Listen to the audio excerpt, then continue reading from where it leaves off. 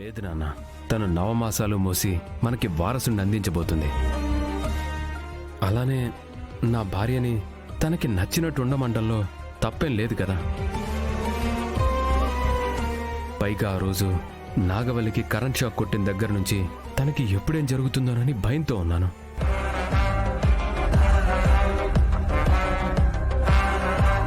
అందుకే తన నిర్ణయాన్ని కాదనలేకపోతున్నాను. అయినా నాగవల్లి మా ఇంట్లోనే ఉంటాననేసి మాకు ఇంటి దగ్గరే చెప్పింది.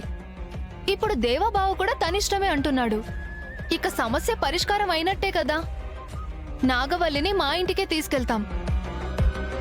సరే అయితే నా మాట కాదని వెళ్ళిపోతే నా కోడలికి నా మీద నా ఇంటి మీద గౌరవం లేనట్టే. నా ఇంటిని గౌరవించని వాళ్ళు ఎప్పటికీ నా ఇంటికి రాకూడదు.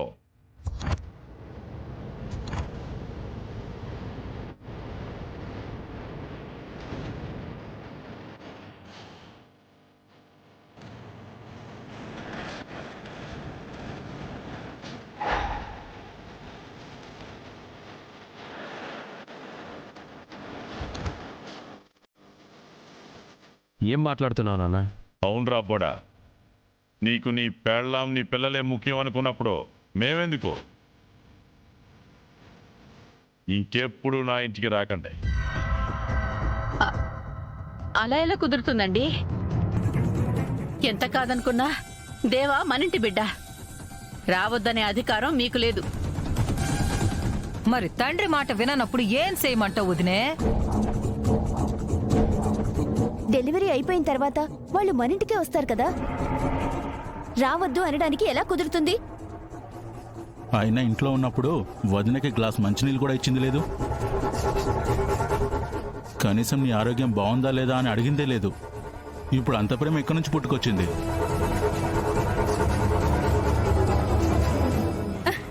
అది ప్రేమ కాదు, భయం. ఎవరో స్వామీజీ చెప్పినట్టుగా పాప పుట్టిన తర్వాత ఆ పెద్దాయన ప్రాణానికి ఏదైనా అవుతుందనే భయం. వాళ్ళింట్లోనే కాన్పు జరిగితే ఆడపిల్ల అని తెలియగానే ఏమైనా చెయ్యొచ్చేమోనని ప్లాన్.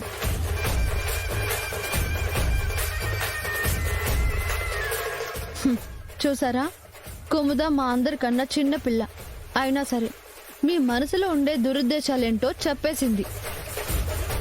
అలాంటి ఉద్దేశాలేం లేవని మా అన్నయ్య చెప్తా ఉంటే మీరిట్టాగే మాట్లాడుతూ ఉంటారా?